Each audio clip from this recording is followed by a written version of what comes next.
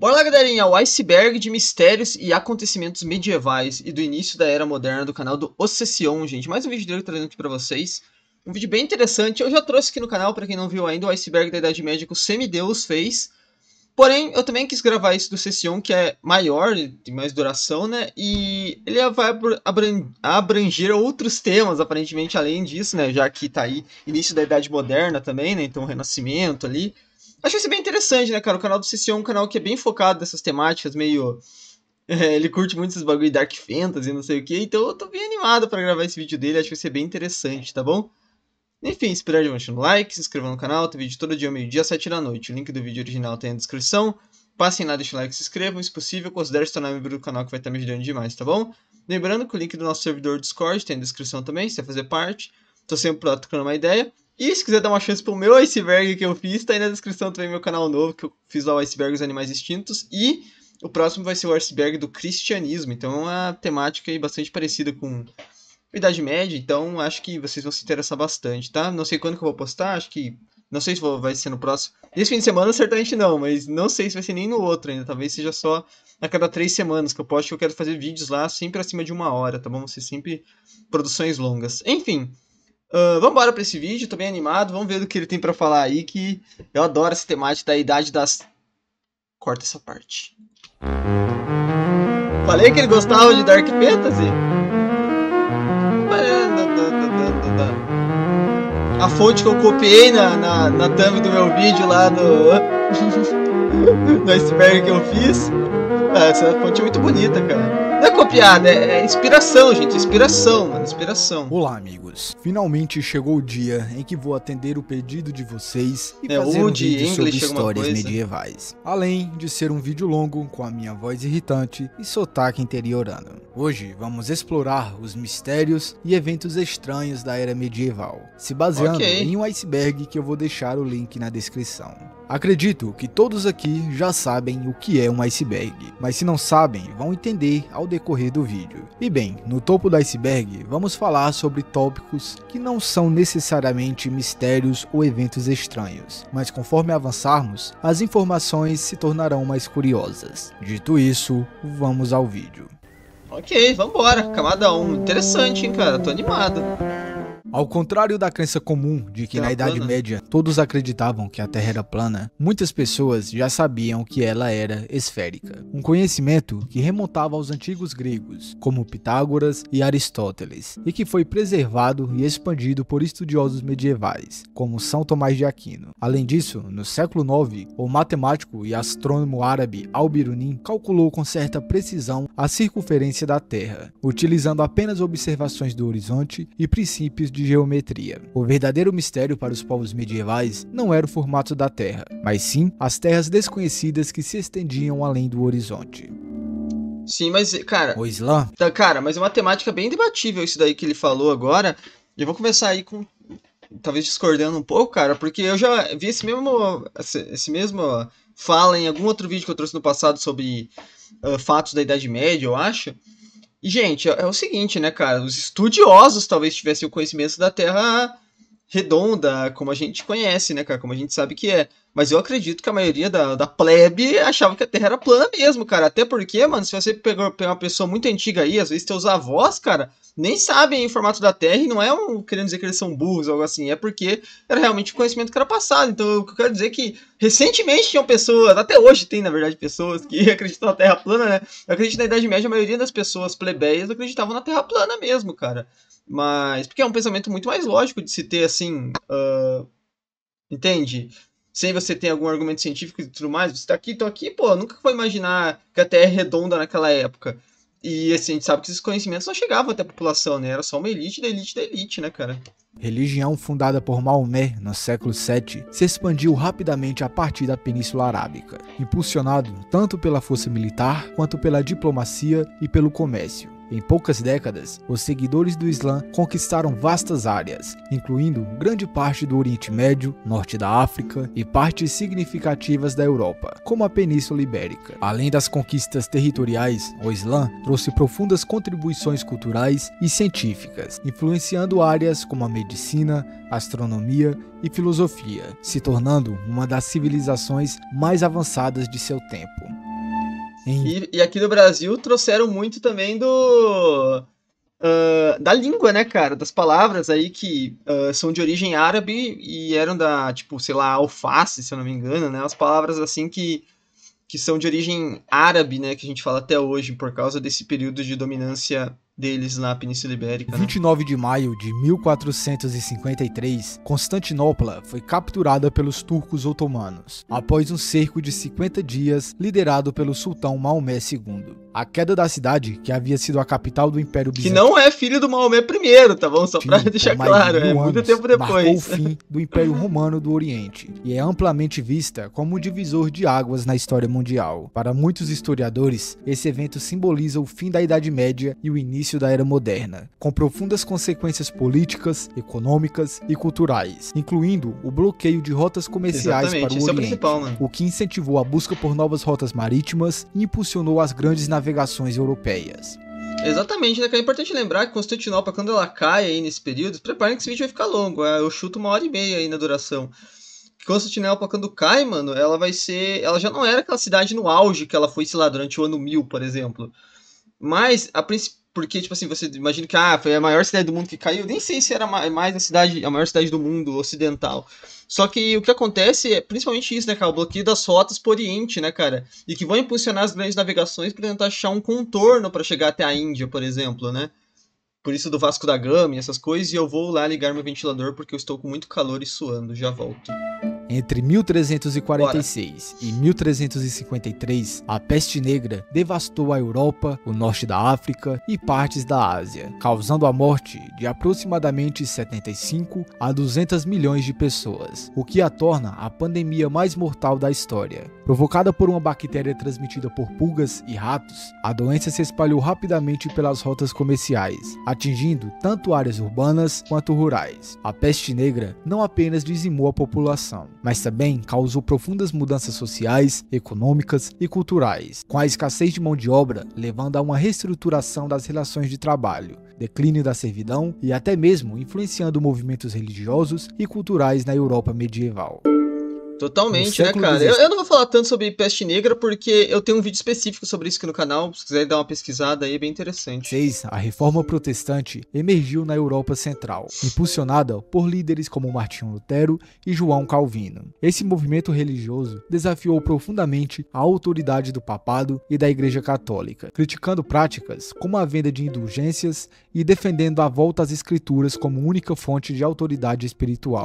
Lutero, esqueci qual que é o nome disso, né? Até hoje usam esse termo, né? 95 teses, e Calvino, com sua teologia da predestinação, fomentaram o surgimento de diversas denominações protestantes, como o luteranismo, o calvinismo e o anglicanismo. A reforma não apenas fragmentou a cristandade ocidental, mas também provocou mudanças políticas e sociais significativas, fortalecendo o poder dos estados nacionais e incentivando a liberdade de pensamento e expressão religiosa em várias partes da Europa. Isso é interessante, mano. Isso é interessante pra caramba, porque a reforma protestante ela vai influenciar muito na próxima era, que vai ser após a Idade Média, que vai ser a Idade Moderna, que vai ser aquela era das grandes monarquias, grandes reis, como é que fala?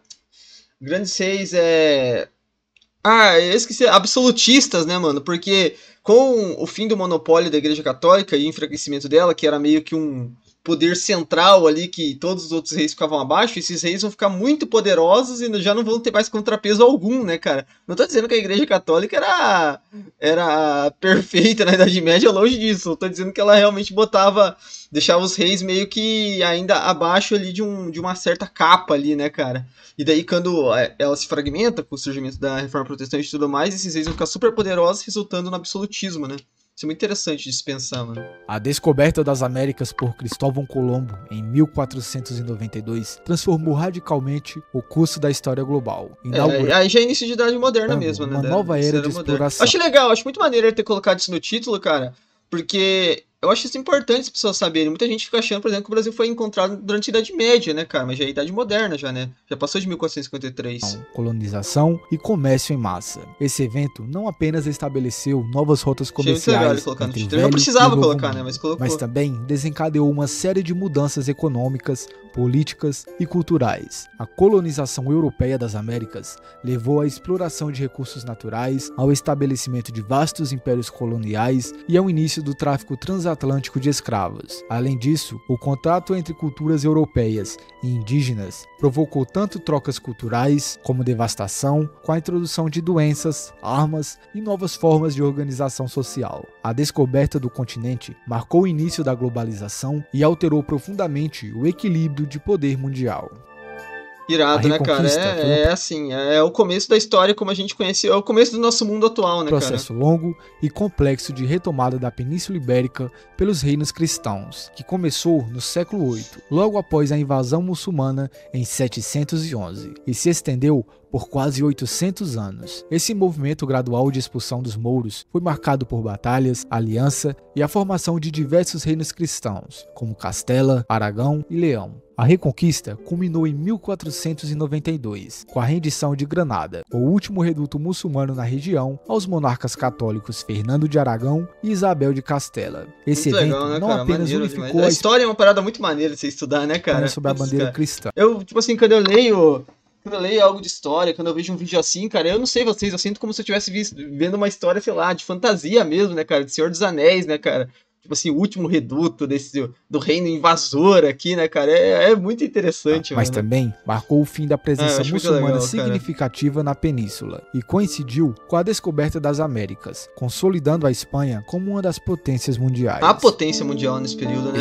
mas é importante lembrar, né, que bom, acho que eu vou aprofundar demais, deixa quieto. Eu ia falar sobre o Reino das Astúrias e tudo mais, mas eu acho que eu ia sair demais do tema. Nascida em 1478 pelos monarcas católicos Fernando de Aragão e Isabel de Castela, a Inquisição Espanhola tinha como objetivo principal garantir a pureza da fé católica, perseguindo falsos conversos, judeus e muçulmanos, que haviam se convertido ao cristianismo, mas que eram suspeitos de manter suas práticas religiosas em segredo. A Inquisição visava erradicar heresias e assegurar a unificação religiosa da Espanha. Ao longo de mais de 3 séculos de atividade, cerca de 150 mil processos inquisitoriais foram instaurados, resultando em aproximadamente 3.000 a 5.000 execuções, muitas delas por queima na fogueira. Embora frequentemente associada à repressão religiosa, a Inquisição também se tornou uma ferramenta política, usada para consolidar o poder dos monarcas e controlar dissidências internas, impactando profundamente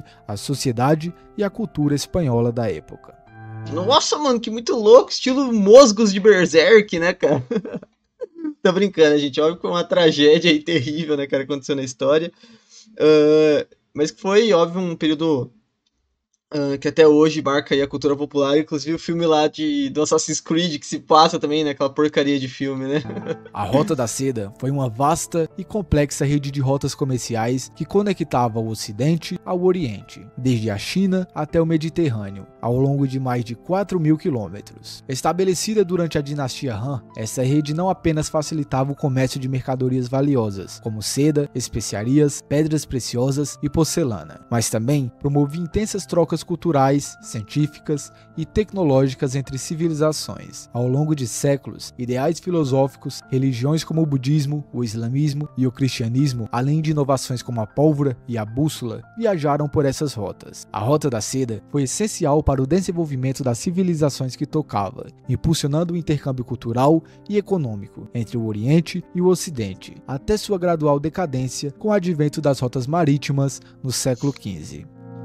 E é muito legal, né, cara, lá no livro do Marco Polo, lá, eu acredito que ele tenha feito essa, não sei se é exatamente essa rota, mas ele passou por esses lugares, e eu acho muito fantástico você pensar que você poderia fazer esse caminho naquela época, e tudo que você tinha nesse caminho, né, você sair ali da Europa e ir até a China, tudo nesse caminho era um grande mistério, né, cara? O que tinha, né, cara? Até o Marco Polo ele descreve lá que ele via animais blindados, né, cara? Que provavelmente eram rinocerontes, né? É muito maneiro, cara. A Guerra dos 100 Anos foi um conflito prolongado entre Inglaterra e França, que durou de 1337 a 1453. Isso é uma referência a Berserk também? Intercalado por períodos de trégua. A guerra teve como principal causa disputas dinásticas pelo trono francês, exacerbadas por rivalidades territoriais e políticas entre as duas nações. Ao longo de seus 116 anos, o conflito trouxe não apenas devastação para ambos os lados, mas também resultou em avanços tecnológicos e militares significativos. Entre esses avanços, se destacam o uso mais efetivo de arcos longos pelos ingleses, o desenvolvimento da artilharia com canhões e o surgimento de exércitos permanentes. Além disso, a guerra acelerou mudanças sociais e políticas, como o declínio do sistema feudal e o fortalecimento da identidade nacional na França e na Inglaterra, sendo marcada por figuras lendárias, como a Santa Joana d'Arc, cuja liderança foi crucial na vitória final francesa. Muito louco. Aquele quadro ali, eu já falei várias vezes, esse quadro aí da Joana d'Arc, eu não sei se ele é acurado historicamente, provavelmente não, né, cara? Mas é muito maneiro, né, cara? Uma vez eu tinha até acho que eu não sei se eu usava como wallpaper do celular ou algo assim, uma época que eu tava estudando Idade Média. Que era uma imagem era essa foto aí da Joana d'Arc que tava escrito tipo uma frase maneira, assim, escrita, sei lá, não deixe que, tipo assim, seja quem... era uma frase muito foda, assim, cara, que tava escrita e eu achei virado, mano. Eu acho muito massa, cara, eu tô sorrindo aqui porque eu acho irado esse tema.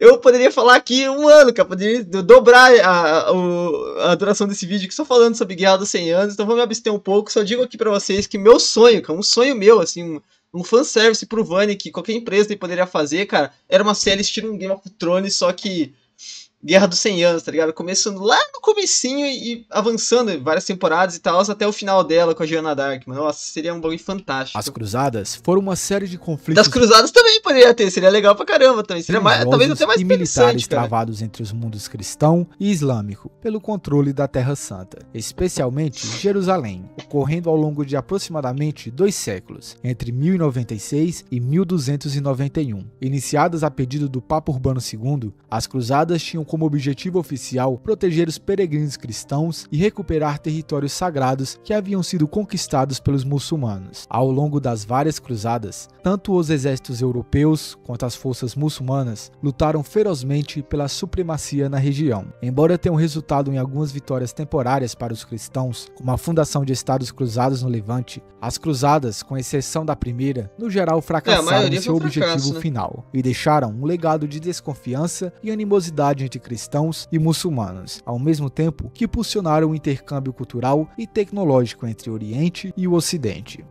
Mas é bem fantástico você estudar a história da Primeira Cruzada, mano, é muito legal, cara, assim, realmente parece que você tá vendo um livro mesmo, porque você vê os caras não se gostam muito, assim, mas eles se unem meio que para um inimigo em comum, sabe, assim, os exércitos ali de vários generais, por assim dizer, né, cara, e é muito legal, cara, e sabe, isso é um momento histórico, cara, que eu queria ter uma câmera, sabe? Eu queria ter uma câmera lá, cara. Eu queria ver, cara. Eu sei que foi um banho de sangue, cara. Mas isso eu queria ver, cara. Eu queria que tivesse uma câmera lá em Jerusalém no momento do fim da Primeira Cruzada, cara. Eu queria ver aquele momento histórico, sabe? Eu queria, mano. Eu queria muito ver, mano. Eu acho... Nossa... Os vikings eram navegadores, comerciantes e guerreiros escandinavos que entre os séculos 8 e 11 exploraram, saquearam e se estabeleceram em várias regiões do mundo conhecido, desde as costas da Europa Ocidental até o Oriente Médio e a América do Norte. Originários da atual Noruega, Suécia e Dinamarca, os vikings eram hábeis marinheiros que utilizavam seus famosos dracares para realizar expedições e missões que variavam de ataques violentos a trocas comerciais pacíficas. Além de suas atividades de pilhagem, eles também fundaram colônias e cidades importantes como Dublin e estabeleceram rotas comerciais que conectavam o Mar Báltico ao Império Bizantino e ao Califado Abássida. Sua influência moldou o desenvolvimento cultural, político e econômico das regiões que invadiram, colonizaram ou as quais comerciaram, deixando um legado duradouro, especialmente nas Ilhas Britânicas e no norte da França, onde estabeleceram o famoso Ducado da Normandia. Que foi o fundador meio que da Inglaterra moderna, por assim dizer, lá no ano de 1066, né, cara? Faltou citar um pouco aí, eu acho que seria legal ele ter completado aí falando da chegada dos Vikings à América do Norte, também acho que é sempre legal citar isso, né, eu acho muito maneiro. O termo Idade das Trevas se refere a uma visão tradicional e equivocada sobre o início da Idade Média, após a queda do Império Romano do Ocidente em 476. Essa expressão foi cunhada por pensadores renascentistas, que viam esse período como um tempo de estagnação cultural e intelectual, marcado por retrocessos econômicos, políticos e sociais. No entanto, embora a era tenha enfrentado desafios como a fragmentação política, invasões bárbaras e declínio urbano, ela também foi palco de importantes avanços. Durante esse período, houve o florescimento de instituições como os mosteiros, que preservavam o conhecimento clássico, além de inovações na agricultura, arquitetura e tecnologia. A ideia de uma Idade das Trevas desconsidera a complexidade do período, que apesar de turbulento, lançou as bases para o Renascimento e a formação da Europa medieval e moderna. Desconsidera totalmente, né, cara? Desconsidera os avanços tecnológicos militares, por exemplo. Você tem uma... você tem uma visão romântica de como era um centurião romano lá com aquelas armaduras engraçadas que eles tinham lá, aqueles... Não eram shorts lá, mas com as pernas toda à mostra, sabe? Você tem uma visão romântica disso, sendo que do teu lado você tinha um cavaleiro full plate, que só tava só o olho, só que o buraquinho do olho que dava, era o único ponto fraco do cara, tá? E você chamar aquilo ali de Idade das Trevas, que não teve nenhum avanço ali, né, cara? Enfim. Nos séculos 13 e 14, os mongóis, sob a liderança de Gengis Khan e seus sucessores, conquistaram vastas áreas da Ásia Central, do Oriente Médio e da Europa Oriental, formando o maior império contíguo da história. Os exércitos mongóis, altamente organizados e disciplinados, superaram as forças europeias e asiáticas, por meio de táticas militares superiores, como o uso magistral da cavalaria leve e arqueiros montados, além de técnicas de guerra psicológica e de cerco. A mobilidade e a capacidade de adaptação dos mongóis, combinadas com uma rede eficiente de comunicação e espionagem, lhes permitiram derrotar exércitos maiores e mais bem equipados. Além das conquistas militares, o domínio mongol facilitou o intercâmbio cultural e econômico entre o Oriente e o Ocidente, criando uma era de relativa estabilidade, conhecida como Pax Mongolica, que promoveu o comércio ao longo da Rota da Seda. E é nesse período, né, o período do Kublai Khan, que o Marco Polo veio pra China lá, né, mas eu acho fantástico você pensar que os mongóis estavam lá, tipo, combatendo o Japão e combatendo na Polônia, sabe? Na Polônia, na Áustria, e também no Vietnã ao mesmo tempo, na Pérsia, sabe? É uma parada muito bizarra, né, cara, os mongóis. O feudalismo foi o sistema socioeconômico e político que estruturou a sociedade medieval, especialmente na Europa, especialmente na França, né, também. Na França e no Sacro Império, né? Nesse modelo, a sociedade era dividida principalmente em nobres, clero e camponeses, com cada grupo desempenhando papéis específicos e interdependentes. A base do feudalismo era a relação de vassalagem, onde os senhores feudais, donos de vastas extensões de terra, ofereciam proteção militar e segurança em troca de lealdade, tributos e serviços prestados pelos vassalos, que incluíam cavaleiros e camponeses. Em contrapartida, os camponeses ou servos trabalhavam nas terras dos senhores, fornecendo alimentos e outros recursos. Esse sistema de obrigações mútuas garantiu a estabilidade local em um período de fragmentação política e falta de um governo central forte, moldando profundamente a vida econômica e social da Idade Média. Acho muito legal ter colocado isso dessa combinação mútua, porque de fato é isso, cara. O servo, ele não era escravo. O servo, ele ficava ali porque ele queria ficar ali no feudo, né, cara? Porque ele via segurança dentro do feudo, né? Era um trabalho miserável ali, uma coisa horrível, mas ele preferia ficar lá do que ficar pra fora e viver às custas ali de... sabe-se lá o que teria nas estradas, né, cara? Enfim...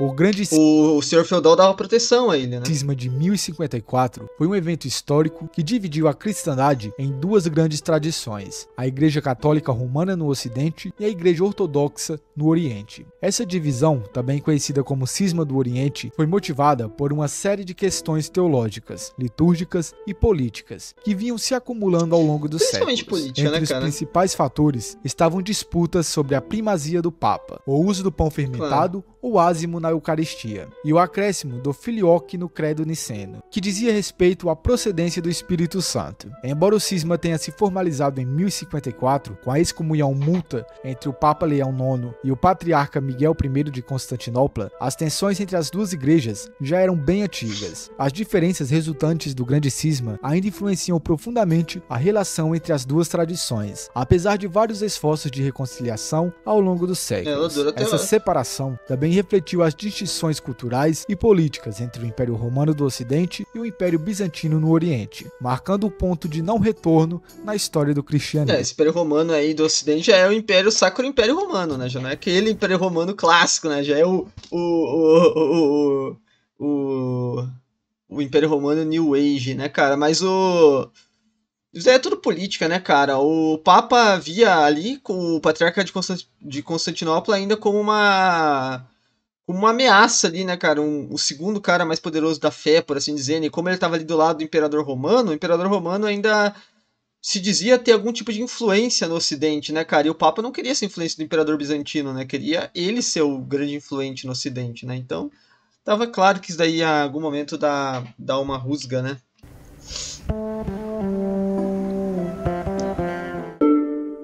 Bom, agora começando a camada 2, vamos falar sobre a pólvora, que provavelmente todos vocês conhecem. Ela é capaz de lançar projéteis em alta velocidade a partir de um dispositivo. Sua origem vem da China e entre os séculos 12 e 13 chegou à Europa, mudando para sempre a forma como a guerra era travada.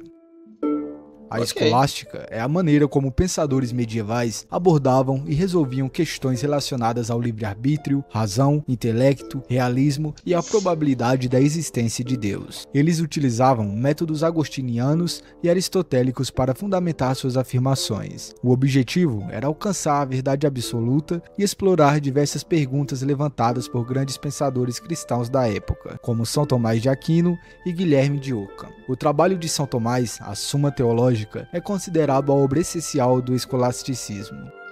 Ok, isso aí é coisa que eu realmente não manjo muito, mano. Eu até pretendo um dia fazer uma faculdade de filosofia, mas não hoje.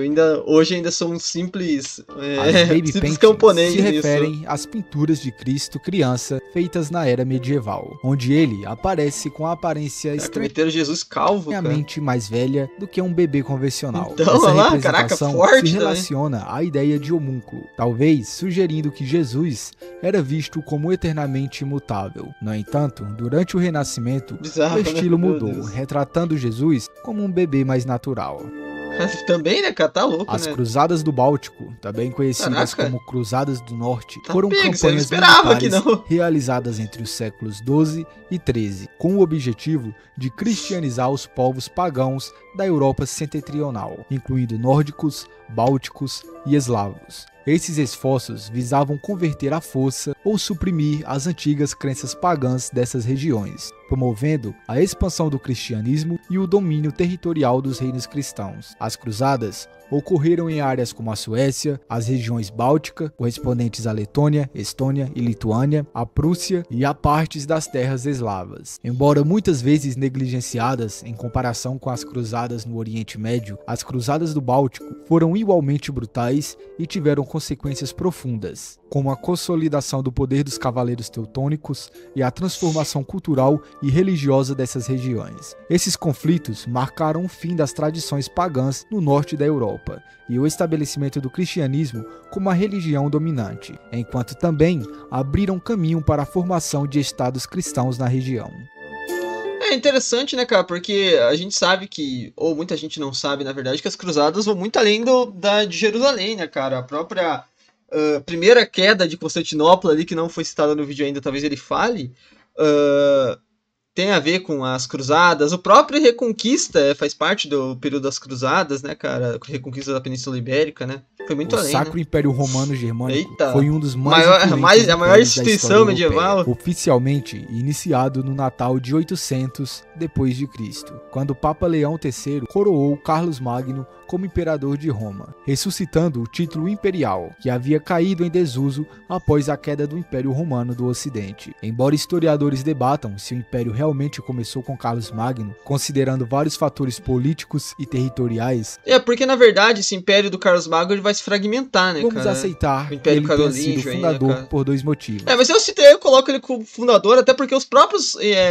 sacro imperadores germânicos acho que vão ver a figura do Carlos Magno como o primeiro da dinastia, né, cara? Primeiro, porque Carlos Magno era based. E segundo, exatamente. Este não é um vídeo acadêmico rigoroso. Factos, então, quem manda aqui sou eu. O Império? Factos, exatamente. O Carlos Magno é o cara mais aquilo grosso da Idade Média, né, cara? É o pai da Europa, né, cara? É o pai da Europa, o famoso pai da Europa. Então, tipo assim, cara, esse cara, ele é o primeiro em tudo, cara. Ele é o cara, mano. É o cara da Idade Média. Não tem jeito. Baixos ao longo do ele é o maior gigashed, né, cara? Não de tem, períodos de grande poder e influência a momentos de fraqueza e fragmentação, até sua dissolução no início do século XIX. Quando nunca te perdoarei, Napoleão. Napoleão o desmantelou. E antes que você venha reclamar que o Sacro Império Romano não era nem sagrado, nem romano, relaxa. E muitas vezes nem germânico, né, cara? Também, no começo não era nem germânico. Que a história é mais legal assim. Além de que dizer isso é um tanto cringe. Não era sacro, não era império, não era romano e às vezes no começo não era nem germânico, né? Porque o Carlos Magno era ali da onde hoje é a França. Ali. Não, nem Aachen, né? Essa capital, né? Mas fazia parte.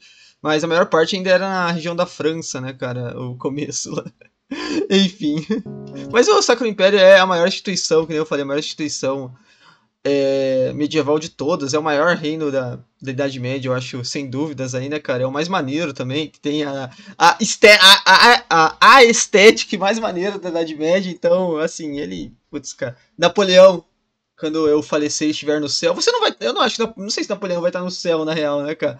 Mas seja onde você estiver, eu vou atrás de você, cara. Mansa Musa foi o rei do Império Mali e é frequentemente considerado o homem mais rico que já pisou na Terra.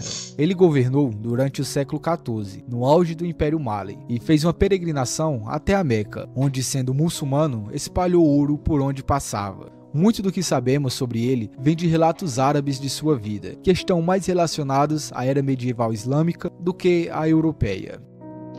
Mas assim, é importante lembrar, né, cara, de novo sobre Mansa Musa, ele é o cara mais rico da história, mas não necessariamente ele é o cara mais poderoso da história, né, cara? A riqueza tem a ver com dinheiro, né, cara? Eu tenho dúvidas que os faraós do Antigo Egito tinham mais poder do que o Mansa Musa, né, cara? Vlad II Drácula, pai de Vlad, o Empalador, governou a Valáquia em 2 períodos distintos, bigodão, sendo uma figura central das complexas relações políticas e militares da região durante o século XV. Recebeu o título de Drácula por fazer parte da Ordem do Dragão, uma irmandade militar cristã dedicada a defender a Europa contra a expansão otomana. Assim como seu filho, Vlad II lutou de forma incansável contra o Império Otomano, buscando manter a independência... Mas é importante lembrar que o Vlad Impalador, ele foi criado no Império Otomano, né, cara? Porque, inclusive, próximo ao Maomé II lá, que foi o conquistador de Constantinopla, até tem uma série na Netflix que fala sobre isso, cara.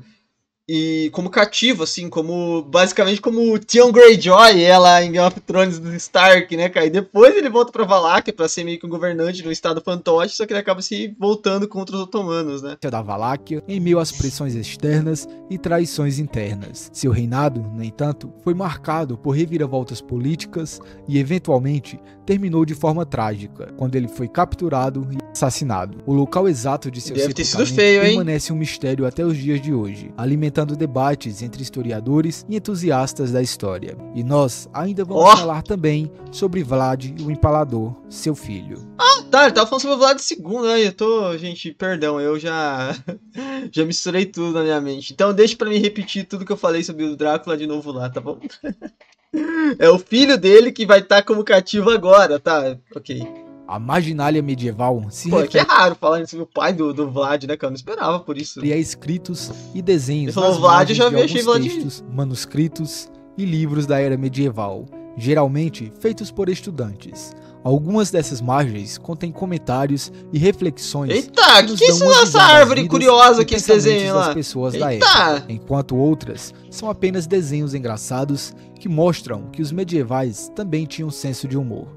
Total, né, cara? Isso aí é uma coisa que muita gente pensa que na Idade Média os caras ficavam só chorando o dia inteiro e rezando, né, cara? A Cruzada das Crianças foi composta por jovens e adolescentes, mas não pode realmente ser chamada de cruzada, pois nunca foi aprovada pela Igreja ou pelo Papado. especificamente pelo Papa Inocêncio II. Essa cruzada está envolta em confusão entre a realidade e o mito. Basicamente, Exatamente. Alguns meninos percorreram a Europa pregando pela conversão pacífica dos muçulmanos em Jerusalém. Eles marcharam até o mar Mediterrâneo, acreditando que as águas se separariam à sua chegada, mas isso nunca aconteceu. Decidiram então embarcar e seguir viagem, e a história diz que todos morreram em um naufrágio, ou foram vendidos como escravos Mas na provável, Tunísia. né?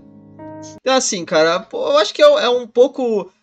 É verdade, acho que parece uma realidade que aconteceu, mas parece ser uma realidade bem mitificada, né, cara? No caso que, tipo assim, deve ter sido não uma cruzada não foi, né? Mas tipo, deve ter sido um grupo de crianças ali, talvez até, vai saber, vamos chutar em um número de, não sei, umas 50 crianças aí que fizeram de fato a marcha, e daí, com o tempo, se formou a lenda de que era uma grande cruzada com 10 mil crianças, tá ligado? Tipo... A conquista normanda foi a conquista do Reino da Inglaterra pelos 1066. normandos, liderados por Guilherme, o Conquistador. Antes da conquista, os ingleses estavam em conflito com os noruegueses, mas conseguiram derrotar Harold Hardrada. 3 dias depois, Guilherme e seus aliados desembarcaram em Sussex. Os ingleses, liderados pelo rei Harold Godwinson, marcharam para o sul para enfrentar Guilherme, mas na Batalha de Hastings, Guilherme e suas forças derrotaram os ingleses e mataram o rei Harold, nomeando Guilherme o novo rei. Houveram rebeliões após sua ascensão, mas com o tempo seu governo se consolidou, e os normandos adotaram muitos dos costumes anglo-saxões. E, mais uma vez, a Inglaterra vai ser invadida pela última vez, na verdade, a Inglaterra vai tomar uma invasão estrangeira que vai tomar o poder, né? Como foi com os romanos, depois foi isso com os anglo-saxões e agora os normandos, né, cara? Os vikings também antes, né, cara? É que os normandos são vikings, né? Mas os vikings não, tipo, só atacaram, né? Não necessariamente tomaram o poder. E, por vários e vários séculos, o rei da Inglaterra vai falar francês, né, cara? E isso daí vai ser um fator muito importante na Guerra dos 100 Anos, né, cara? Essa parada aí da família real da Inglaterra ser de uma sucessão francesa, né, cara? Carta Magna é uma carta de direitos que o rei João da Inglaterra assinou em 1215. Foi elaborada por um arcebispo para resolver o racha entre a monarquia e um grupo de nobres rebeldes. Essa carta real visava proteger e garantir os direitos da igreja, punições rápidas e justas, questões de prisão, preocupações feudais e mais uma série de coisas. O documento, que hoje tem 808 anos, foi um importante marco legal para a Europa Ocidental. Mesmo que nenhum dos seus estatutos originais de 1215 permaneça em vigor, sua influência não pode ser negada. Os Cavaleiros Templários eram uma ordem militar católica fundada por volta de 1119 por Hugo de Pens, o primeiro grão-mestre, e com o apoio de Bernardo de Claraval, uma figura influente na igreja que ajudou a promover a ordem. Inicialmente criada para proteger peregrinos cristãos que viajavam para Jerusalém após a Primeira Cruzada, a ordem rapidamente cresceu em poder e influência, embora no início fossem uma ordem pobre, vivendo sob o voto de pobreza. Pobres cavaleiros Os Templários se tornaram extremamente ricos e influentes, acumulando vastas propriedades e recursos financeiros, além de desenvolverem um dos primeiros sistemas bancários da Europa. Sua presença não se limitava à Terra Santa. Eles também tiveram forte presença em países como França, Espanha, Portugal e Inglaterra. Com o tempo, a riqueza e o poder dos Templários despertaram a inveja e a desconfiança de muitos, incluindo o rei Filipe IV da França, que, desejando se apoderar de seus recursos, pressionou o Papa Clemente V a agir contra a ordem. Em uma sexta-feira, 13 de outubro de 1307, muitos Templários começo de Assassin's Creed Unity foram presos, torturados e acusados de heresias e outros crimes, apesar de as acusações serem amplamente reconhecidas como fabricadas. Embora o Papa Clemente V não tenha validado as acusações de heresia, ele cedeu às pressões políticas e em 1302 formalmente dissolveu a ordem no Concílio de Viena. Apesar de sua extinção, os Templários se tornaram objeto de inúmeras teorias da conspiração e lendas ao longo dos séculos, sendo associados à busca pelo Santo Graal, à proteção de relíquias sagradas e até mesmo à fundação da maçonaria. Entre as várias... Eu não sei se eles procuram, tipo assim, se eles tinham em posse alguma relíquia sagrada de fato, mas que eles provavelmente procuraram, eu acho que procuraram mesmo sim, cara. Não acho que seja tão teoria da conspiração, pessoal. Eles estavam ali em Jerusalém, cara. Você acha que eles não procuravam lá? Vou tentar procurar o Santo Graal, cara. Várias ordens militares da Eu procuraria! Os Templários permanecem os mais conhecidos e misteriosos, e seu legado continua a fascinar estudiosos e entusiastas de mistérios históricos. É, irado demais, né, cara? Assim... e nem citou o nome do Jacques de Molay, né, cara? Que tem esse nome tão irado aí, que foi o último grão-mestre da Ordem Templária.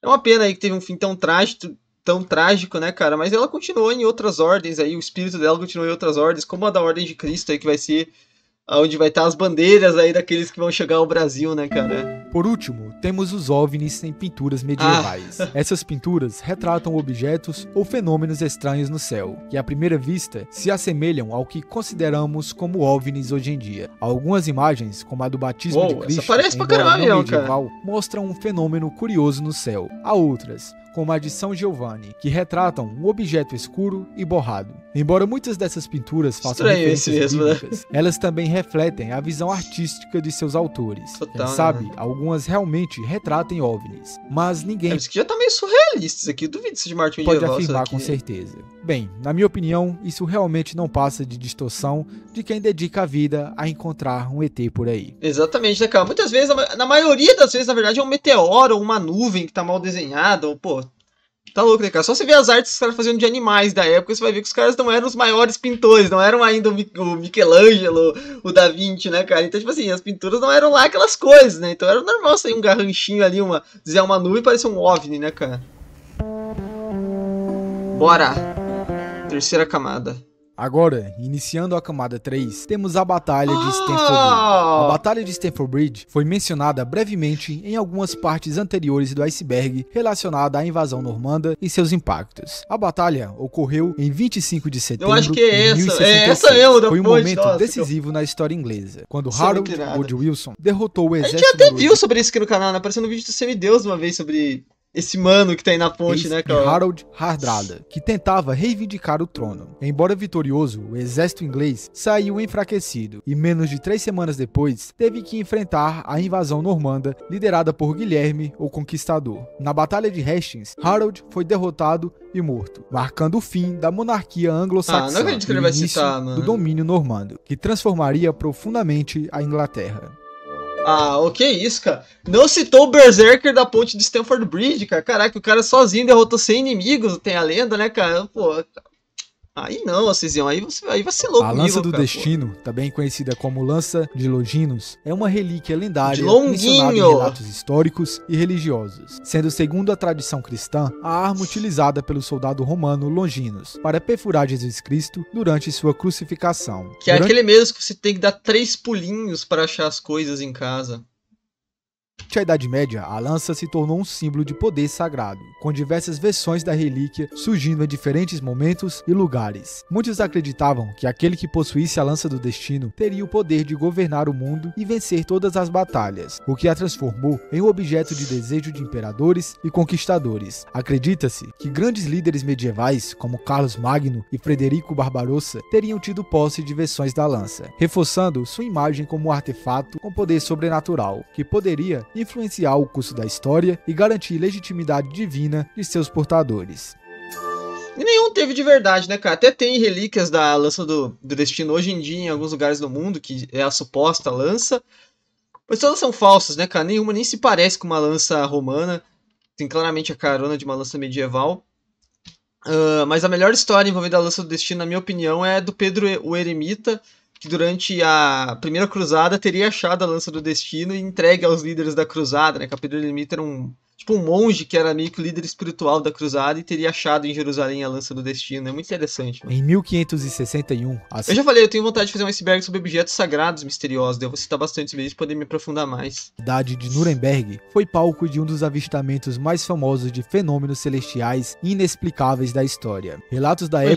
De novo o mapa do governo mundial de One Piece? O mapa não, a bandeira. Em um jornal local e acompanhados de ilustrações, descrevem uma série de objetos não identificados no céu, incluindo formas cilíndricas, esferas e cruzes, envolvidos em um combate aéreo. Após o estranho evento, testemunhas afirmaram ter visto uma grande explosão, seguida do aparecimento de uma figura em forma de lança. Embora os fenômenos tenham despertado curiosidade e temor entre os habitantes, a interpretação predominante na época foi de natureza religiosa ou apocalíptica, com muitos acreditando que fosse um sinal divino. Hoje, o incidente de Nuremberg é considerado um dos primeiros e mais intrigantes casos de avistamento de OVNIs.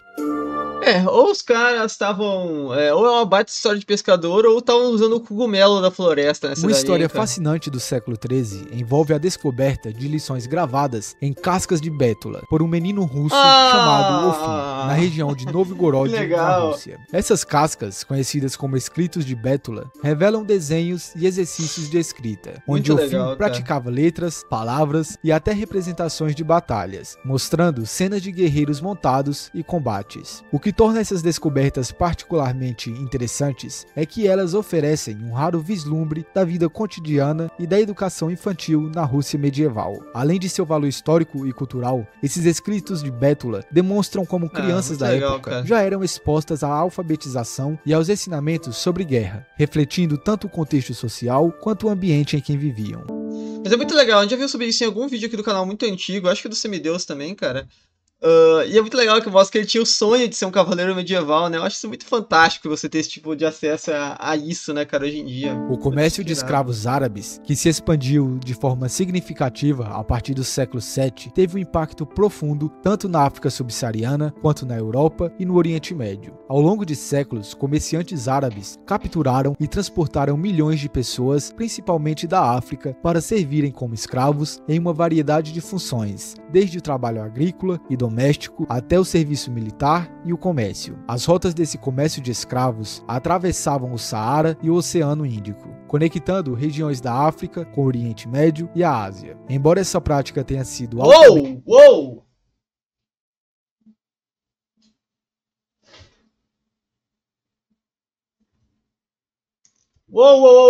Não chegou na parte da bruxaria ainda. Que isso, cara? Mano. Putz, cara, aí vai me complicar, Luiz. Vamos. Melhora! Nice.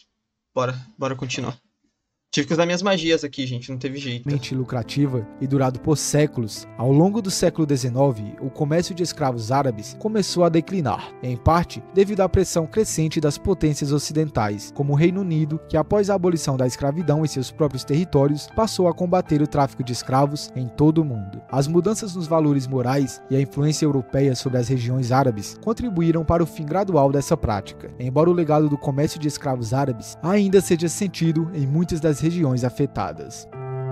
O índice de livros proibidos, oficialmente chamado de Index Librorum Prohibitorum, foi criado pela Igreja Católica em 1559, sob o pontificado do Papa Paulo IV, como parte da resposta da Igreja à reforma protestante e à disseminação de ideias consideradas heréticas ou contrárias à doutrina católica. Tá certo mesmo, tem que criar mesmo, tem que criar mesmo. Obras que, segundo a Igreja, poderiam... Tem que fazer o Index Youtubrium Prohibitorium hoje em dia, né, cara, de canais proibidos do YouTube. Será que o Vani vai estar lá, mano? Será que o Vani é um canal herético? Fé ou a moral dos fiéis, incluindo textos filosóficos, científicos, teológicos e literários. Escritores como Nicolau Copérnico, Galileu Galilei e Voltaire tiveram suas obras incluídas na lista. Com o passar do tempo, o impacto do índice foi diminuindo, até ser oficialmente abolido em 1966 pelo Papa Paulo VI. No entanto, a Igreja Católica ainda considera que as ideias presentes em muitos dos livros listados podem ser moralmente prejudiciais, mantendo uma orientação para os fiéis sobre o que a Igreja vê como leitura moralmente segura. Concordo. A epidemia de dança de 1518, ocorrida em Estraburgo, na atual França, é um dos eventos mais enigmáticos e intrigantes da história. Nesse episódio, iniciado em julho daquele ano, centenas de pessoas começaram a dançar de forma incontrolável pelas ruas, muitas vezes sem descanso, por dias e dias, e em alguns casos até por meses. O fenômeno, que aparentemente começou com uma única mulher, rapidamente se espalhou, levando ao colapso físico de muitos, com relatos de pessoas morrendo de exaustão,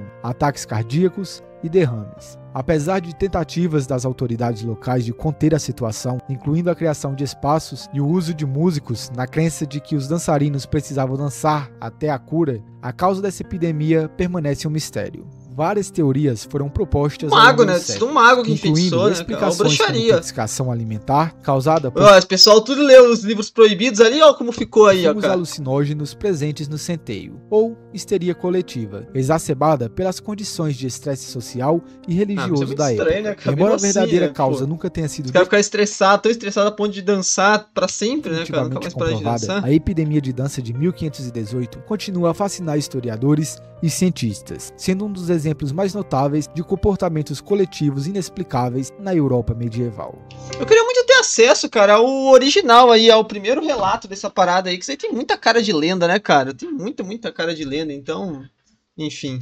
Estranho o mapa de Vinland, inicialmente Vinland Saga! Exploração nórdica da América. Eu nunca assisti Vinland Saga. Do norte, curiosidade, antes de Colombo. Qual o tamanho dessas ilhas aqui que Portugal colocou, cara? Gerou grande entusiasmo entre historiadores. Tipo, muito maiores que Portugal, tá na minha mente, né? Porque eu tô imaginando que a Ilha da Madeira e tal, mas acho que não é, não. E arqueólogos, ao ser revelado ao público em 1965. O mapa parecia representar Vinland, uma região mencionada nas sagas nórdicas, que sugeria a presença dos vikings na América do Norte por volta do século XI, confirmando teorias sobre a chegada de Leif Erikson e outros exploradores escandinavos à costa atual do Canadá. Escrito Vinland lá mesmo. Após anos de debates e análises científicas mais detalhadas, incluindo exames químicos de tinta usada no mapa, descobriram que ele era na verdade uma falsificação do século XX. A tinta continha compostos modernos, como dióxido de titânio, que não existiam na época medieval, provando que o documento foi fabricado para parecer uma relíquia antiga.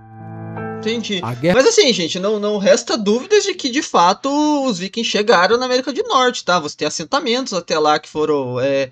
arqueológicos lá dos vikings na América do Norte. Então não resta dúvida que o Leif Erikson chegou, né, cara? A Guerra do Balde, também conhecida como a Batalha de Zapolino, foi um conflito ocorrido em 1325 entre as cidades italianas é falso, mas a história não, de Bolonha e Modena, ambas situadas na região da Emília-Romana. Embora a lenda popular sugira que a guerra começou por causa do roubo de um balde de madeira por soldados de Modena, essa explicação simplista esconde as verdadeiras causas do conflito. Na realidade, a guerra foi motivada por tensões políticas e territoriais muito mais profundas entre as duas cidades, que faziam parte de facções opostas. Bolonha apoiava os Guelfos. Eu acho muito maneiro esse nome Guelfos, né, cara? Parece uma espécie de elfo mesmo, do lado dos gibelinos, que apoiavam o Sacro Imperador Romano. A famosa Guerra do Balde culminou na Batalha de Zapolino, na qual Modena saiu vitoriosa. Apesar do balde ser frequentemente citado como estopim do conflito, ele provavelmente serviu apenas como um símbolo de hostilidade. Os caras que roubaram o balde roubaram mesmo, isso é verdade. Entre as duas cidades. Doideira, até hoje, o balde de madeira tá lá ainda. Um troféu de guerra em Modena, perpetuando o mito em torno do que, na verdade, foi um conflito muito mais complexo, envolvendo rivalidades políticas na Itália medieval. Mas o esporte, né? Ganhava quem... Ou o antigo Minecraft Guerra, quem lembra aí do Tasercraft, que tinham que roubar lá. Tinha uma época que tinham que roubar a cabeça lá, tipo de um Steve lá de dentro da base do outro lá, pra ganhar, se não me engano. Era uma Obsidian, não lembro. A invenção da prensa de tipos móveis por Johannes Gutenberg, por volta de 1440, transformou radicalmente a produção de livros e a disseminação do conhecimento, permitindo a reprodução rápida e em grande escala de textos. Antes da prensa, os livros eram copiados manualmente, um processo lento e caro, acessível apenas a poucos privilegiados. Com essa nova tecnologia, o custo de produção caiu, tornando livros mais acessíveis e promovendo a alfabetização em massa. A prensa de Gutenberg facilitou a circulação de ideias e impulsionou movimentos como a Reforma Protestante e o Renascimento, e desempenhou um papel crucial na transição para a era moderna do conhecimento. Eu tenho um livro que eu comprei recentemente, nessas vendas que tem de livros baratos, assim, de R$15, que é a busca pela Bíblia proibida de Gutenberg. Não tinha proibida, mas a história ali, o começo do primeiro capítulo, é de uma mulher que comprou uma Bíblia original que foi impressa por Gutenberg, né, cara? É bem interessante. Eu vou continuar lendo ele. A doença dos reis, conhecida como gota, era uma condição comum entre a nobreza medieval, sendo frequentemente associada aos excessos e um estilo de vida luxuoso. A gota é uma forma de artrite causada pelo acúmulo de ácido úrico nas articulações, resultando em uma dor intensa e inflamação, especialmente nos pés. Na Idade Média, a doença era prevalente entre a elite, que tinha acesso a uma dieta rica em carnes vermelhas, frutos do mar, vinho e outros alimentos carregados de purinas, substâncias que aumentam os níveis de ácido úrico no corpo. Como esses alimentos eram... A explicação religiosa tá feita pra isso, né, cara? Que é a gula faz com que o demônio venha e tire a capacidade da pessoa de andar, né, cara? Inacessíveis à maioria da população, a gota acabou sendo vista como uma doença da nobreza, simbolizando o privilégio e o excesso. Muito louco, né? Além disso, a falta de compreensão médica na época levou a tratamentos ineficazes, fazendo com que a doença afetasse muitos reis e figuras importantes, perpetuando seu apelido até os dias atuais. Nossa, eu queria imaginar como é que é o odor dessa gota aí, né, cara? Não faço ideia mesmo. É do episódio de Todo Mundo Odeia o Chris, que o Julius tem a gota. O sudário de Turim, um tecido que supostamente teria envolvido o corpo de Jesus após a crucificação, continua a ser objeto de intensos debates quanto à sua autenticidade. Exibido na Catedral de Turim, o sudário contém a imagem de um homem com marcas de ferimentos similares aos causados pela crucificação, o que levou muitos a acreditar que seria uma relíquia sagrada. No entanto, testes de datação por carbono realizados em 1988 sugeriram que o tecido pode ter origem medieval, gerando especulações de que seria uma falsificação. Apesar disso, questionamentos sobre a precisão desses testes, assim como várias teorias sobre a origem da imagem, mantêm o sudário como um mistério não resolvido e um símbolo de devoção religiosa que pode ou não ser real, tendo bons argumentos dos dois lados da discussão. Existem, mas pra mim, eu já falei sobre isso no outro iceberg da Idade Média que eu trouxe, eu acho que eu até falei melhor lá do que eu vou falar aqui, então coisa vocês assistam lá. Mas pra mim não resta dúvidas que é uma falsificação medieval, cara. Me parece muito claro de que é.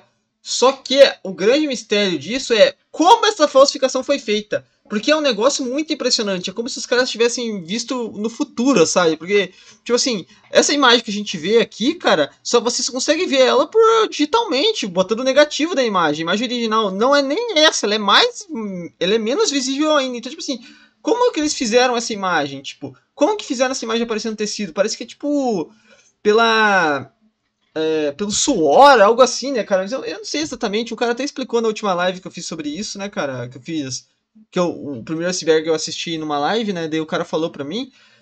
Mas, de todo modo, ainda assim é um cara, claramente um cara crucificado ali. Tipo assim, o cara tá com as mãos furadas, os pés furados. Então, tipo assim, como que isso foi feito, essa falsificação, né, cara? Isso é muito misterioso e é muito interessante, cara. Muito interessante mesmo, cara. É demais, né? Eita, ele vai falar sobre o Voynich ali também, não leva spoiler. Um homem realizando especulações, testes ouvidos dos... Bora, camada 4. Bem, agora começando a camada 4, temos a Iceland anárquica, que se refere à Commonwealth da Islândia, que existiu do século X ao século XIII, antes de se unir à Noruega. Essa comunidade era composta por regiões autônomas, cada uma liderada por um chefe local. Eles se reuniam em assembleias chamadas Elfin. Só que assim, né, cara, não é uma anarquia, na verdade é meio que um feudalismo que no final os nobres se reúnem pra decidir as coisas, né? Não tem nada de anárquico nisso. Mas tá bom. E eles se reuniam para discutir as leis e resolver disputas que estivessem ocorrendo, sem a necessidade de um governo centralizado. Portanto, muitos consideram que a Islândia, nesse período, pode ser considerado como um estado sem um governo formal, ou seja, uma espécie de anarquia. Na verdade não era isso, na verdade eram vários reinos que tinham ali uma espécie de... eu não sei como dizer isso, né, cara, mas um conselho ali que regia a região. Não tem nada de anárquico nisso, na minha opinião. O manuscrito Voynich é um códex ilustrado supostamente medieval, escrito em uma linguagem desconhecida chamada Voches. Datado da era medieval, ele contém 240 páginas de textos e imagens, embora algumas páginas estejam perdidas. Comprado em 1912 por Wilfrid Voynich, o manuscrito ainda não foi completamente decifrado, mas está disponível online desde 2020, para caso você queira decifrá-lo, fazer da sua casa. Boa sorte. E eu já vi um vídeo, inclusive assistam o vídeo do Fábrica de Noobs sobre o manuscrito Voynich, cara, um dos vídeos mais legais dele, que obviamente não chega no final na conclusão do que é o manuscrito, ele não consegue traduzir o manuscrito Voynich, tem uma boa ideia do que ele é, né, cara, na verdade ele parece realmente o manuscrito que foi feito na Idade Média ali, mas o que tá escrito nele, tipo, e a pintura é claramente feita posteriormente, tá ligado? Tipo, tem várias coisas muito legais que você vê lá no vídeo do Fábrica de Nubes, ele explicando, o Nathanael, cara. Ele fala que, por exemplo, a pintura é claramente posterior, sabe? O livro original não era pintado, ele fala como foi escrito. É muito legal, só que as palavras, por mais que você use várias técnicas super modernas de descriptibilização, sei lá, cara, você ainda não consegue descobrir nem chegar perto, cara, do que significa esse livro, cara. Em Dorset, na Inglaterra, existe uma figura de um gigante esculpido em uma encosta, datada do século XII, embora sua origem... Uou! Quem que é aquele cara ali, ó? Ainda seja incerta. O gigante... É ele que tá desenhado aqui? Parece um pouco, não? Segura um porrete e está nu com uma terceira até no matagal, né? Pra cima. E já passou por muitas alterações ao longo dos anos. Os cientistas dataram o desenho entre 700 e 1100 Caraca, é bem depois antigo de Cristo. mesmo. E perto dali também está o Homem Longo de Wilmington. Um gigante mais recente e menos detalhado. Caraca, mas será que foi feito por uma cultura pagã ou já por cristianizados, né, cara, representando uma espécie de gigante, Golias, né, cara? Curioso, né? A coroa de ferro, uma das relíquias mais enigmáticas e reverenciadas da história, foi supostamente feita para o imperador romano Constantino e é considerado um símbolo de poder e legitimidade régia. De acordo com a tradição, a coroa contém em seu interior um dos pregos usados na crucificação de Cristo, o que a torna não apenas um ornamento real, mas também uma relíquia sagrada. Pouco se sabe sobre sua origem exata. A cara de lenda do caramba, né, cara? 300 anos depois, ali, o Constantino teria acesso a um prego da crucificação de Jesus, né, cara? Tá louco, e a verdadeira história da coroa está envolta em mistério, com muitas teorias variando entre os estudiosos. No entanto, ela foi usada ao longo dos séculos em cerimônias de coroação de diversos reis. O Carlos Magno foi coroado, não foi? Lombardos, Carlos Magno e Napoleão Bonaparte. Atualmente, a coroa de ferro está guardada, né, na Catedral de Monza, na Itália, onde continua a atrair a atenção de fiéis, historiadores, né, e curiosos por seus... Que insano pensar que isso aqui teve presente na cabeça de tantas pessoas, né, cara, e passou por tanta história aqui, né, cara, essa coroa viu tanta história, mano. Histórico e religioso. Muito louco. Os valdenses, formados por Peter... A coroa de ferro é tipo o trono de ferro, né, cara, da vida real. Valdo era uma seita herética cristã que valorizava a pobreza e a vida ascética, mas se recusava a reconhecer os bispos locais. Os cátaros, por outro lado, eram um movimento gnóstico presente no norte da Itália, acreditando em dois deuses, um bom e o mal. Ambas as seitas foram reprimidas, né, pela Igreja Católica. Deu pra fazer um vídeo só sobre gnosticismo, né, cara, que é a ideia de que um demiurgo, né, um deus menor teria criado a humanidade e tudo mais, e Jesus viria para trazer um deus verdadeiro maior, né, cara, que não é o mesmo deus do Antigo Testamento, né.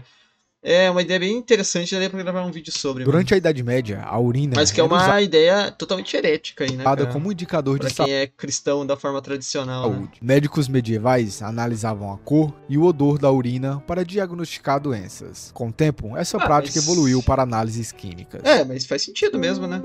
Bestiários eram compêndios medievais que descreviam os habitats, comportamentos e simbolismos dos animais. Isso é o ponto, simbolismos, muitas vezes os associando a lições morais ou religiosas. Totalmente, esses textos não se limitavam... Que nem eu falei do último vídeo sobre Idade Média também foi citado isso, cara. Que tinha, por exemplo, você tinha lá o leão, daí falava assim que o filho nascia natimorto e demorava 3 dias pra ficar vivo, né? Claramente fazendo uma alusão à história de Jesus, né? Que ressuscita ao 3º dia. Tipo, umas paradas bem assim, era cheio dessas comparações com a Bíblia, sabe? Estavam animais reais. Também incluíam relatos detalhados de criaturas míticas, como unicórnios, dragões, grifos e fênix. Irado, refletindo, né, tanto o conhecimento natural da época, quanto o imaginário popular. Os bestiários foram extremamente populares por séculos, especialmente na Europa medieval, imagina, servindo não apenas... Cara, imagina você ser, sei lá, um adolescente, uma criança na Idade Média, você ter acesso ali a ler um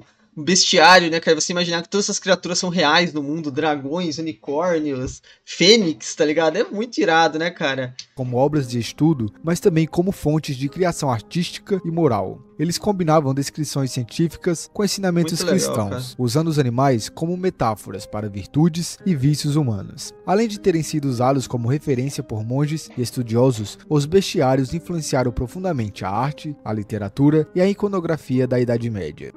Muito legal, né, Manícule é um pequeno símbolo em textos antigos que indica uma parte importante. Comum em manuscritos medievais, muitas vezes era desenhado como sendo uma mão. Legal. O fogo grego, uma das armas mais temidas e eficazes da marinha bizantina, permanece envolto em mistérios até os dias de hoje. Embora tenha sido amplamente utilizado entre os séculos 7 e 12 para defender Constantinopla e combater inimigos no mar, sua composição exata nunca foi completamente revelada ou recriada com sucesso. Se supõe que a substância fosse uma mistura de petróleo, cal viva, enxofre e alguns outros ingredientes inflamáveis, capaz de queimar intensamente até mesmo sobre a água, a tornando devastadora em batalhas navais. Relatos históricos indicam que o fogo grego era lançado por meio de tubos ou sifões, e sua capacidade de continuar queimando, mesmo em contato com a água, aumentava seu impacto psicológico e militar. Apesar de inúmeras tentativas modernas de desvendar sua fórmula, a receita original foi mantida em segredo pelos bizantinos, levando muitos estudiosos a acreditar que se perdeu com a queda do Império. Totalmente se perdeu, né, cara? Mas existe teorias que eles tinham até isso daí na versão terrestre mesmo, que eles usariam tipo um lança-chamas mesmo, né, cara? Isso é bizarro de se pensar na Idade Média, né? Muito interessante, mano. Alwai Glandur foi considerado um herói nacional galês. Foi o último galês nativo a sustentar o título de Príncipe de Gales. No início do século XV, ele liderou uma revolta significativa contra que é o título que hoje os descendentes, né, o próximo na linhagem para se tornar rei da Inglaterra usa, né? Príncipe de Gales. Domínio inglês, conquistando vitórias importantes e estabelecendo temporariamente um governo independente no país de Gales. Ele conseguiu unir várias facções galesas e até obteve apoio de potências estrangeiras, como a França, criando um movimento que ameaçou seriamente o controle inglês sobre a região. No entanto, após anos de resistência e reveses militares, ele acabou desaparecendo misteriosamente nas colinas galesas por volta de 1412. E seu destino permanece um dos grandes mistérios da história. Não se sabe se ele morreu em batalha, viveu em segredo ou foi protegido por apoiadores leais. Sua lenda cresceu ao longo dos séculos, lhe transformando em uma figura simbólica de liberdade e resistência para o povo galês, inspirando lendas e até profecias que sugerem que ele voltaria para libertar o país de Gales em tempos de necessidade. Que legal, não conhecia essa história não, sendo sincero com vocês, caramba. Giovanni Caboto foi um explorador veneziano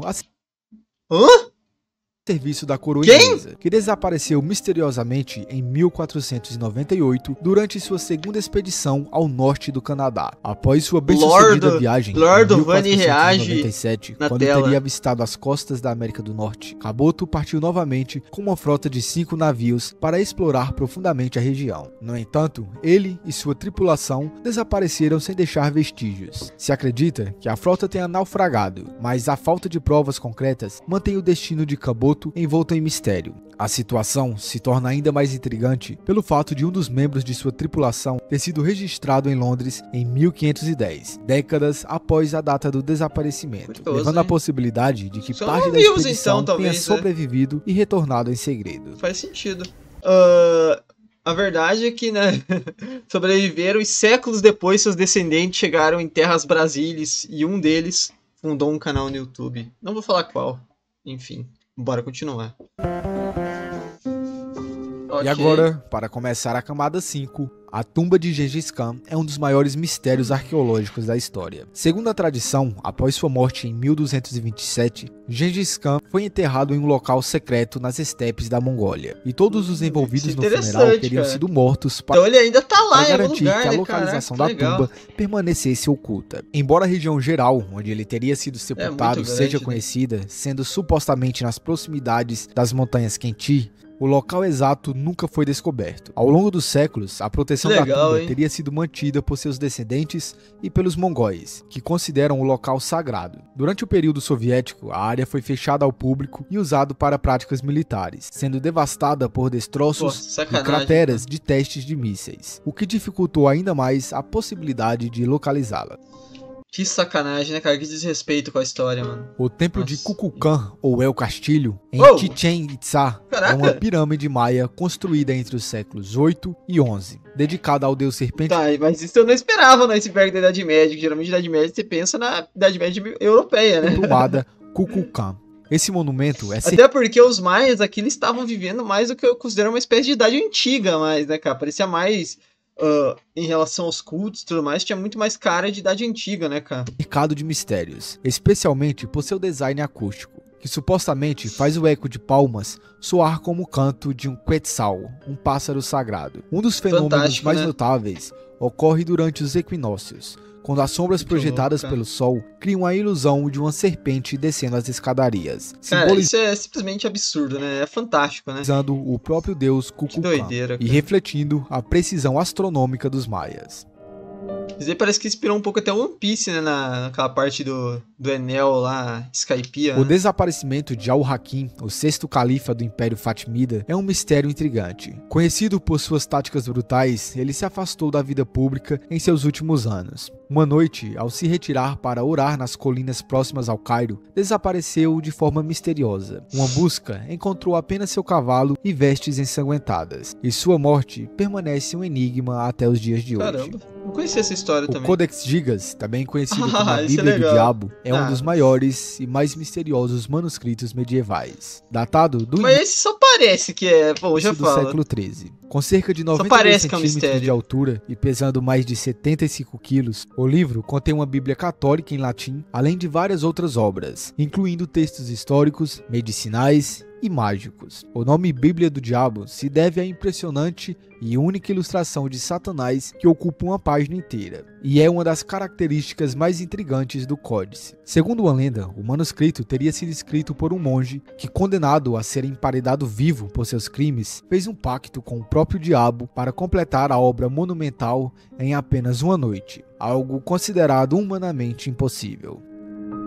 Assim, é estranho pra caramba, mas eu também já vi um vídeo do Fábrica de Noobs sobre isso, eu recomendo que vocês vejam lá, de que é um vídeo bizarramente mais curto do que o do Voynich, porque é um livro que não tem muito mistério, cara. Ele de fato parece, se não me engano, que foi feito por uma pessoa só, mas não dá pra saber se foi em um dia.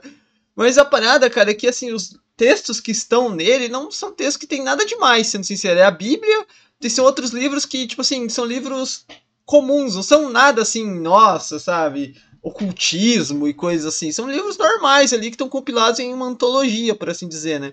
A única coisa meio estranha mesmo é essa imagem desse mochila de criança aí no meio do vídeo aí, no meio do livro, né, cara? Mas que aparentemente na tradição de bíblias dessa época não era tão incomum assim, cara. O que realmente é bizarro é o tamanho e aparentemente ele ter sido feito por uma pessoa só, cara. O dinar de ouro de Al-Hakam se refere a uma das moedas de ouro emitidas durante seu reinado, de 757 a 796. A moeda, que apresenta erros gramaticais, poderia ter sido parte de um pagamento anual à igreja, ou usado no comércio com a Espanha muçulmana.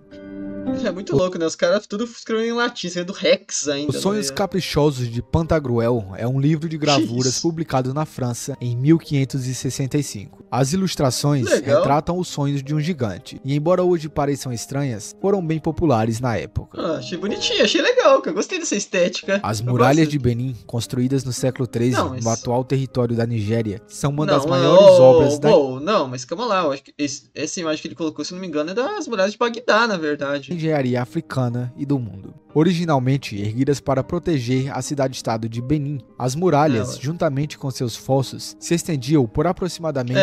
Eu não sei aí, mano, é que aqui tem várias, na verdade, porque por aí que eu já vi uma imagem dessa, muito parecida com essa, que era sobre as muralhas de Bagdá, cara. 6.000 quilômetros, se tornando a segunda maior estrutura contínua feita pelo homem, atrás apenas da Grande Muralha da China. As muralhas foram construídas não apenas como fortificação defensiva, o que aconteceu com essas muralhas? Mas também como símbolo de poder e sofisticação do reino de Benin, refletindo sua organização social avançada e sua habilidade arquitetônica. Embora muitas partes das muralhas tenham sido destruídas durante a invasão britânica em 1897 e outras se deteriorado ao longo do tempo, elas continuam a representar uma história de resistência, orgulho cultural e inovação tecnológica. Até hoje, as muralhas de Benin são uma lembrança de grandeza do reino e permanecem um símbolo importante da herança cultural e histórica da Nigéria.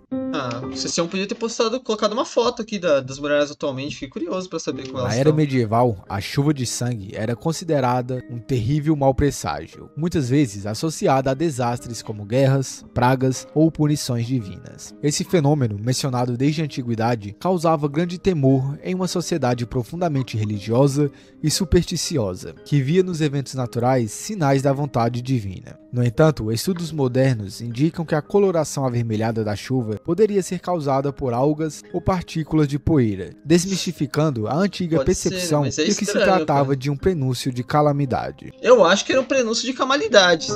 Durante a Idade Média, civilizações como os maias, incas e astecas floresceram nas Américas, construindo grandes cidades e desenvolvendo avançados sistemas políticos, religiosos e arquitetônicos. Os maias se destacaram em astronomia e escrita. Os astecas ergueram a grandiosa Tenochtitlan e os incas criaram um vasto império na América do Sul. Mas não é aquela ali também, né, Tenochtitlan, né, cara? Tenochtitlan é aquela cidade onde fica a cidade do México hoje, que era feita no meio do lago, né? Impressionantes obras de engenharia. A riqueza e o mistério dessas civilizações inspiraram lendas como a cidade de Eldorado, a famosa Cidade de Ouro, que alimentou a imaginação dos exploradores europeus e motivou suas expedições em busca de tesouro e de glória. A boca do inferno, presente nas histórias anglo-saxônicas e em outras tradições medievais, simbolizava a entrada literal para o inferno e era frequentemente retratada na arte medieval como uma enorme boca monstruosa, pronta para devorar os condenados. Essas representações dramáticas eram comuns em manuscritos iluminados, esculturas... Pô, esse daí tá parecendo... Todos esses demônios tá parecendo um gato, né, cara? Que parada é essa, cara? Culturas religiosas da época, servindo como advertências visuais do destino que aguardava os pecadores. Embora muitas vezes confundida com a própria imagem de Satanás, a boca do inferno não representava o demônio em si, mas sim a porta de entrada para o reino infernal, um lugar de tormento e condenação eterna. É uma escolha artística, né, cara? Bem interessante, né? Legal. Camada 6, acho que é a última, hein? Será? A divisão da lua é um evento milagroso atribuído ao profeta Muhammad, narrado na tradição islâmica. Segundo o relato, em resposta a um pedido de sinais milagrosos dos descrentes de Meca, o profeta, com a permissão de Alá, teria apontado para a lua, que então se partiu em duas e depois se uniu novamente, como um sinal de sua autenticidade profética e um aviso sobre o dia do juízo. Esse evento é mencionado no Alcorão e tem sido interpretado de maneiras diferentes ao longo dos séculos. Enquanto muitos muçulmanos acreditam que a divisão foi um fenômeno literal, outros muçulmanos interpretam o evento de forma simbólica, como um sinal divino metafórico ou uma referência ao poder de Alá. Ok, né? Interessante, cara. Eu não sabia dessa história, não. O mapa de Pires Reis, elaborado em 1513 pelo cartógrafo otomano Piri Reis, é uma peça intrigante que continua desafiando a compreensão moderna. Embora apenas um terço do mapa tenha sobrevivido, ele retrata com precisão surpreendente a costa da África e da América do Sul, incluindo áreas ainda não oficialmente exploradas na época. Algumas teorias controversas sugerem que o mapa representa a Antártida antes de ser coberta por gelo, mas essa hipótese é amplamente rejeitada por historiadores. Né, não tem nada demais no mapa de Piri Reis, é só um mapa, é só provando que os europeus não, que as pessoas da Idade Média não eram burras, né, cara? Eu acho que muita gente pensa, né, cara, que o cara tinha uma noção de que poderia ter mais terras além do sul e ele simplesmente desenhou isso, né, cara? Tipo assim, o que tem de mais, né, cara? Ele não sabia até onde ia a América do Sul aqui, né, cara? Não sei se aquela passagem, acho que é a passagem de Drake, né, que lá embaixo já era conhecida nessa época, acredito que não. Então, tipo assim... coberta por gelo, mas essa hipótese é amplamente rejeitada por historiadores.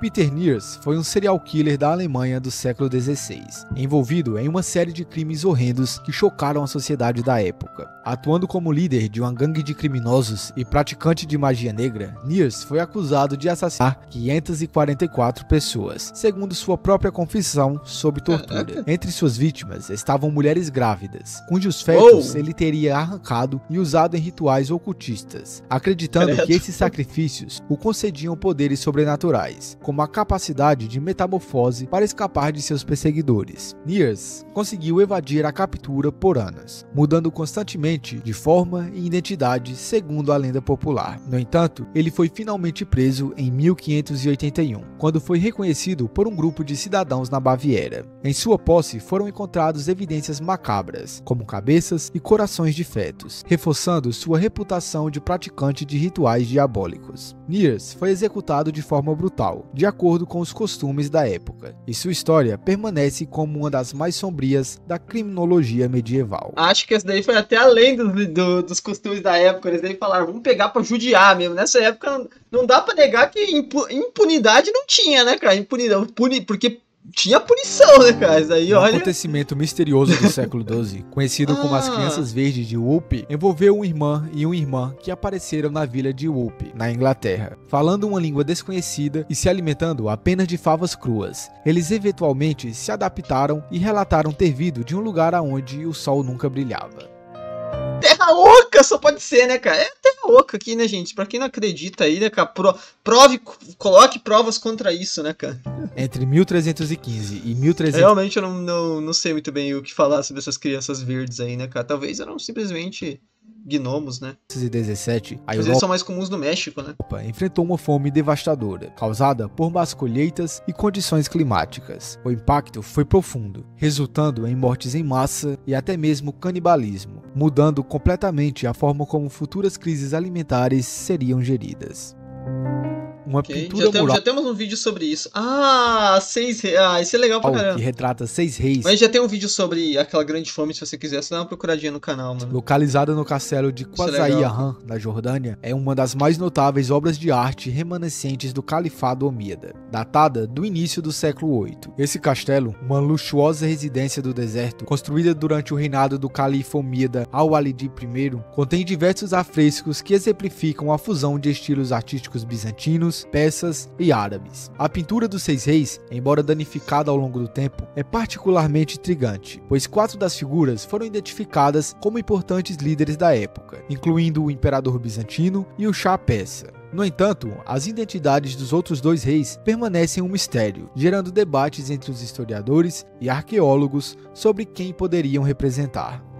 Mas é interessante porque a ideia dessa pintura, até onde eu sei, é que seria representar os 6 reis do mundo, né, cara? Querendo dizer que no mundo você teria 6 reis. Porque... E isso é interessante porque do ponto de vista ali do cara aí, onde ele tava ali na Arábia, ali, né, cara, na Jordânia, nesse período, e ele teria conhecimento basicamente ali do norte da África, da Europa e da própria Arábia... Ele, considerando esse mundo, né, cara, esse mundo próximo dele, você de fato tinha 6 reis, né, cara? Você só tinha 6 reis no mundo, você tinha só 6 caras que mandavam praticamente no mundo inteiro. Era o imperador bizantino, era o cara da Pérsia, era, sei lá, talvez tivesse um ali que fosse um representante da Europa Ocidental, né, cara? Um cara ali, o próprio califa, né, cara? Tipo assim, eram pouquíssimos caras que te monopolizavam o mundo inteiro, né? Isso é muito interessante, cara. Eu acho essa ideia incrível. O futebol medieval se refere a uma variedade de jogos de bola praticados na Inglaterra durante a Idade Média. Em alguns aspectos, semelhante ao futebol moderno, esses jogos eram mais caóticos e menos regulamentados, e jogados principalmente antes da Quaresma. Por que será antes da Quaresma? Essa parte eu não sabia. O destino dos príncipes Eduardo V e Ricardo de York, que desapareceram na Torre de Londres, é um mistério até hoje. Em 1674, 2 operários descobriram esqueletos que podem ser deles, mas a identidade definitiva nunca foi confirmada. Mas ele não explicou quem são esses príncipes da Torre, mas eu vou falar pra vocês que eu não tô lembrando também, mas eu acho que eles fazem parte da Guerra das Rosas, se eu não me engano, esses príncipes da Torre, que são 2 príncipes que foram largados na Torre de Londres lá, e o mistério não se sabe até hoje o que aconteceu com eles, né, cara? Machu Picchu é uma cidade inca perdida nas montanhas dos Andes, que foi perdida não tá, mais, né? Em 1911. Já foi construída perdida. No século XV, ela serviu como um retiro cerimonial e residencial para o imperador e os nobres incas, sendo hoje um destino arqueológico muito famoso. Pô, gostaria muito de ir nesse lugar um dia, cara. Espero que meu bom Deus permita, A né, história da bruxa de Berkeley é uma lenda medieval que narra a sombria trajetória de uma mulher de Berkeley, em Gloucestershire, que teria feito um pacto com o diabo em troca de riqueza e poder. Conhecida por suas práticas de bruxaria e feitiçaria, ela prosperou durante sua vida, mas em seu leito de morte foi tomada pelo arrependimento. Agora a gente não se arrepende não, cara. Não devia deixar arrepender, não, cara. Que a já vendeu a alma? Antes de morrer, a bruxa pediu à sua família que tomasse medidas extremas para proteger seu corpo após sua morte, como, por exemplo, envolver o caixão com correntes de ferro e vigiar o túmulo incessantemente, na esperança de evitar que o diabo reivindicasse sua alma. No entanto, mesmo com todas as precauções, a lenda conta que 3 noites após sua morte, o próprio diabo veio pessoalmente buscar a alma da bruxa. Ele rompeu as correntes que protegiam seu túmulo e arrastou seu corpo ao inferno, diante de sua família que assistia de forma aterrorizada. Isso é verdade, meu. Eu acredito nessa história aí, cara. Essa história é totalmente acurada historicamente. Os vikings estabeleceram assentamentos na Groenlândia no final dos anos 900. Isso é interessante, eu nunca vi alguém falar sobre isso, mas é uma pergunta que eu sempre tive, porque a gente sabe por que eles sumiram da Vinlândia, né, do Canadá, provavelmente em conflito com os índios, né, cara? Mas da Groenlândia eu nunca entendi realmente por que eles sumiram. Mas desapareceram repetidamente no século XV. Teorias sobre sua partida incluem ataques de piratas e mudanças climáticas, mas o destino final desses nórdicos nunca foi realmente descoberto. Estranho, né? Bem estranho. Rei Nug, o Reino Perdido. Só que hoje em dia a Groenlândia faz parte da Dinamarca, então meio que é viking ainda, né? É um enigmático reino medieval que supostamente existiu no sul do país de Gales, mas cuja localização exata e história permanecem ocultas. O nome do reino nunca foi registrado de forma consistente, e ele foi mencionado pela primeira vez no século XVII, quando um barão abriu sua biblioteca para estudos. As referências ao reino são breves e vagas, com menções esporádicas à invasão do país por um misterioso rei Alpa. Com poucas informações e fontes escassas, Helwyn continua sendo um mistério histórico. Caramba, essa outra história. A cabeça de São Eduardo, ou São Eduardo ou Marte, é a história de um rei da Anglia Oriental, cuja cabeça conseguiu falar. Cara, tem uma espada de gelo ali, olha só. Decapitada. Diz a lenda que o rei que se tornaria santo morreu de forma valente, e sua cabeça foi lançada em uma floresta próxima. Quando seus seguidores a procuraram, chamaram seu nome na esperança de uma resposta. Milagrosamente, a cabeça respondeu, sendo encontrada protegida por um lobo, que a defendia de outros animais. Eduardo, o patrono da Inglaterra até 1350, foi lembrado em parte por esse evento fantástico. Isso tem muito a ver com a lenda medieval, né? Não é uma lenda medieval, até hoje acho que existe isso em algumas religiosas. Tem esse pensamento de que o corpo dos santos é sabe, nunca apodrecem. Existe esse pensamento em algumas vertentes até hoje. Pinturas de 3 cabeças representam a Santíssima Trindade na arte, mostrando o Pai, o Filho e o Espírito Santo. Cara, é meio bizarro, né? Mas eu acho maneiro essas artes. O Espírito Santo é geralmente representado como uma pomba, enquanto o Pai é retratado como um homem idoso e o Filho como um jovem à sua direita. O Filho é Jesus, geralmente representado. Representações são raras, e muitas vezes o espírito é deixado à interpretação do artista. Goetia é uma forma de feitiçaria ou bruxaria europeia, transmitida em grimórios que ensinam como realizar feitiços. A origem da palavra remonta ao grego e implica a magia baixa, enganosa e perigosa. Recentemente, essa feitiçaria ganhou um certo renascimento após ser desacreditada por muito tempo na Europa, sendo revivida por figuras como Aleister Crowley e Eliphas Levi, além de ganhar atenção durante a caça às bruxas nas Américas e em partes da Europa protestante. Hoje em dia isso é um tema bastante popular, tem vários vídeos falando sobre isso. A crônica de Tietmar se refere a um bispo do Sacro Império Romano, ativo entre os séculos 9 e 10, que registrou a vida de alguns reis medievais, incluindo Otto III. Essa crônica, atualmente danificada devido ao bombardeio de Dresden na Segunda Guerra Mundial, é uma fonte valiosa para a história da Saxônia e os reinados de vários reis.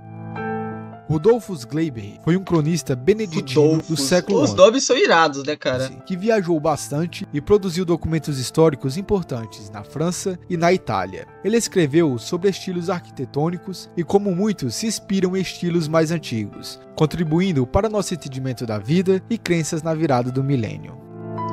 Maneiro. Embora Marco Polo não tenha sido o primeiro europeu a chegar à China, ele foi o primeiro a ganhar amplo reconhecimento por suas detalhadas descrições. Ele não escreveu, né? A história é que um cara na cadeia...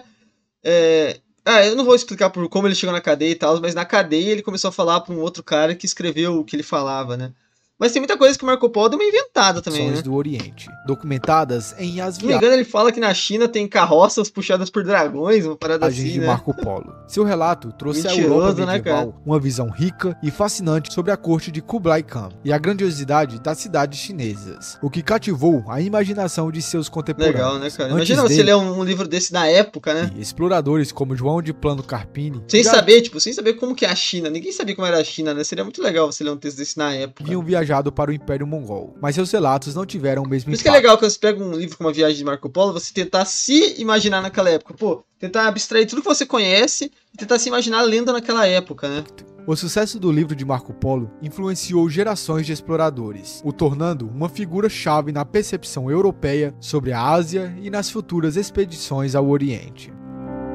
Filmagens medievais se referem a alguns vídeos que supostamente seriam filmagens feitas na era medieval, podendo estar relacionadas a teorias de viagem no tempo. Um comentário de um usuário delatado mencionou uma creepypasta sobre pessoas explorando um castelo nos anos 50 ou 60, né? Onde sangue escorreu sobre uma pedra, mostrando uma suposta execução. Mas o que de fato ficou conhecido foram essas imagens que vocês estão vendo, onde, até o momento de 25 segundos do clipe, as imagens são do filme espanhol de 1963, El Vale de las Espadas, que narra as aventuras de Fernán González, um conde de Castela do século X. Embora o filme retrate sua vida, muitas das locações mostradas, como os castelos de Berlanga de Duero e Penafiel, além das igrejas de São Domingo de Soria e San Juan de Duero, datam principalmente dos séculos XII a XVI, muito após a época de Fernán González.